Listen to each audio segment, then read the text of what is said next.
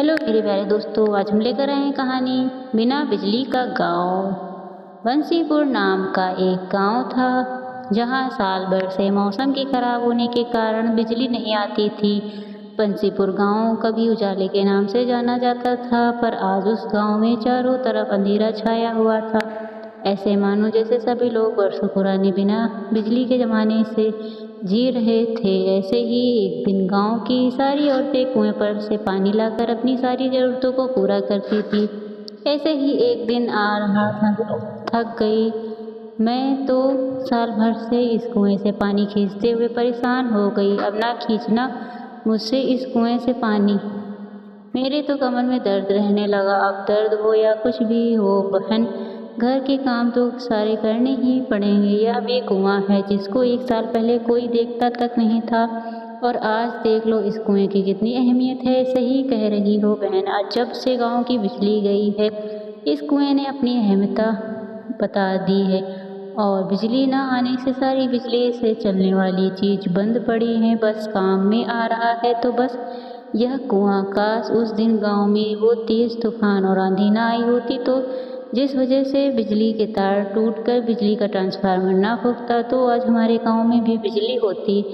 ऐसे सब मिलकर अपने बिना बिजली वाले गांव की दुख पीड़ा एक दूसरे को सुनाने लगती हैं, और कुछ देर बाद सब अपने घर चली जाती हैं। एक दिन नंदिनी कुएं से पानी लाकर घर पर कपड़े धो रही थी, तभी खुद से कहती है, भगवान इस गर्मी में तो पूरे शरीर का पानी ही निचोड़ जाता है। पहले कुएं से पानी खींच कर लाओ और फिर हाथ से कपड़े धो, क्या फ़ायदा दहेज में वॉशिंग मशीन मिलने का, इसको तो अब मैं बेच ही दूंगी। ऐसे ही एक दिन अंजना गर्मी के हाथ से पंखा कर रही थी, तभी अंजना अपनी सास से कहती है, आह गर्मी कितनी, किस काम का यह ऐसी चीज जब देखो बंद पड़ा रहता है, इसे उतरवा कर बिकवा देना बहू।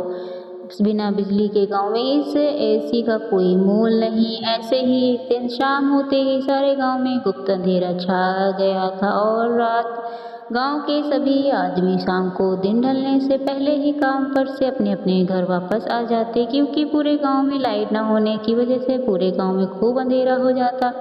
इससे पास खड़ा इंसान भी नहीं दिखता था। तभी रात को सुनील अपनी पत्नी से कहता है, माला अब अंधेरा काफी हो गया है और पास के सभी लोगों के भी दरवाजे बंद हो गए हैं, तुम भी घर का दरवाजा लगा दो, मैं ऊपर छत पर बिस्तर कर लेता हूँ।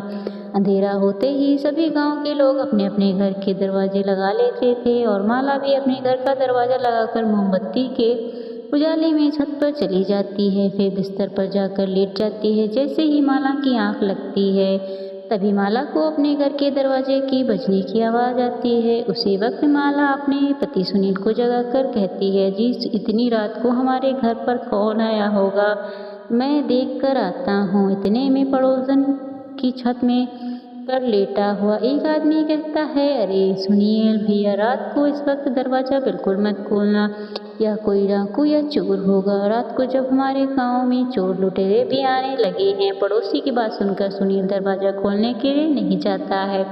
अब गांव में बिजली न होने के कारण रात के अंधेरे में चार लुटेरों की भी आने की दहशत लोगों में फैल गई। फिर सारी रात सभी लोगों की चोर डाकू की दहशत में गुजरी। फिर एक दिन दोपहर को गांव की सारी औरतें पेड़ के नीचे बैठकर आपस में वार्तालाप कर रही थी। तभी अंजना की सास कहती है, मुझे नहीं लगता बहन अब कभी हम लोगों को बिजली नसीब होगी। धीरे धीरे आज 2 साल होने को जा रहे हैं लाइट आने की उम्मीद में, पर मुझे नहीं लगता अब कभी लाइट आएगी हमारे गांव में। अरे माँ जी, लाइट से याद आया, मैंने स्कूल में सोलर सिस्टम के बारे में पढ़ा था, उससे हम बिजली की तरह इस्तेमाल कर सकते हैं। कैसे बहू? माँ जी, ये सोलर एनर्जी यानी कि सूर्य की ऊर्जा, इसका मतलब करने से हमारे आसपास का एनवायरनमेंट अच्छा होता है, जिससे वातावरण को भी कोई हानि नहीं होती।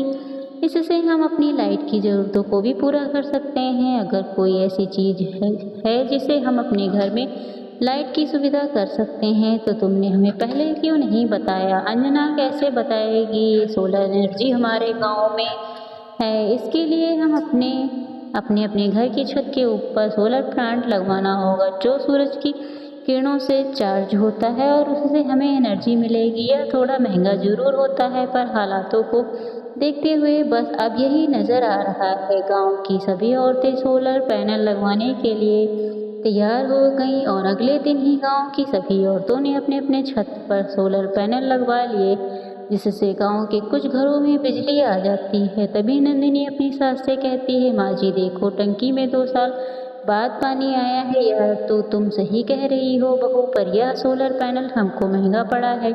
गांव में अभी आधे से ज़्यादा घर में बिजली नहीं थी, क्योंकि वे लोग इस सोलर पैनल का खर्चा नहीं उठा पाएंगे। यह तो आप सही कह रही हैं माँ जी, हमारे घर तो रोशनी हो गई। अब ऐसे ही घरों में जो बिना रोशनी के पड़े हैं।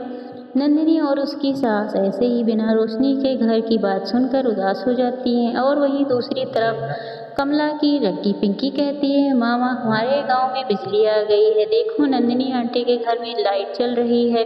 नहीं बेटी, बिजली नहीं, नंदिनी आंटी ने सोलर पैनल लगवाए हैं, तो हम भी पापा से बोलकर सोलर पैनल लगवा लेते हैं। नहीं बेटी, हमारे पास इतने पैसे नहीं जो हम सोलर पैनल लगवा सकें। ऐसे ही गांव के किसी घर में लाइट आ रही थी तो किसी घर में नहीं। यही सिलसिला जारी रहा और एक दिन फिर से गांव की सभी औरतें उस पेड़ के नीचे बैठी थी और आपस में बातें कर रही थी। नंदिनी भाभी, अब तो ऐसी एसी की हवा छी नींद आती होगी तुमको, तुम्हारे घर में तो लाइट आ गई है और एक हम हैं, पूरी रात 1 मिनट को आंख नहीं लगती गर्मी के मारे। क्या मज़े आ रहे हैं। कमला दीदी, कर्जा लेकर लगवाया था, पर सोलर पैनल अभी तक उतरा, सर से कर्जा नहीं बढ़ा है, महंगा पड़ा यह सोलर पैनल, इससे अच्छी तो हमारी लाइट ही ठीक थी।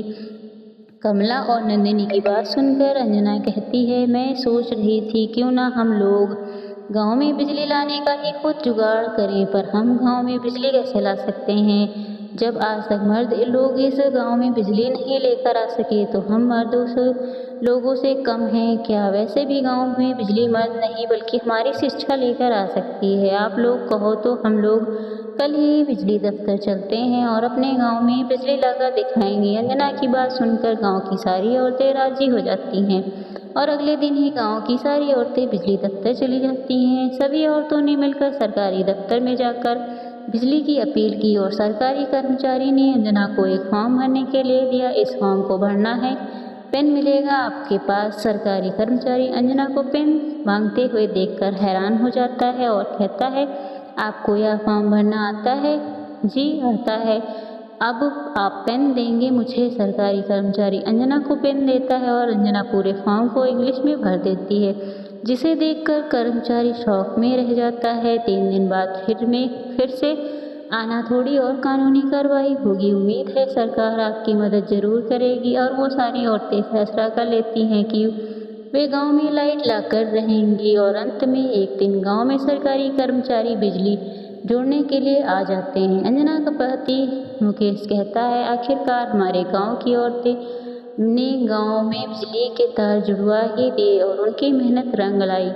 सभी लोग गांव में 2 साल बाद बिजली लाने के इंतजार में खुश थे और थोड़ी देर बाद बिजली के तार जुड़ जाते हैं और गांव के सभी घर और सड़कें उजागर हो जाती हैं। ये लाइट आ गई। सभी बच्चे लाइट आने की खुशी में बाहर सड़क पर रोशनी में नाचने लगे। पूरे 2 साल बाद बंसीपुर गांव में लाइट आई थी।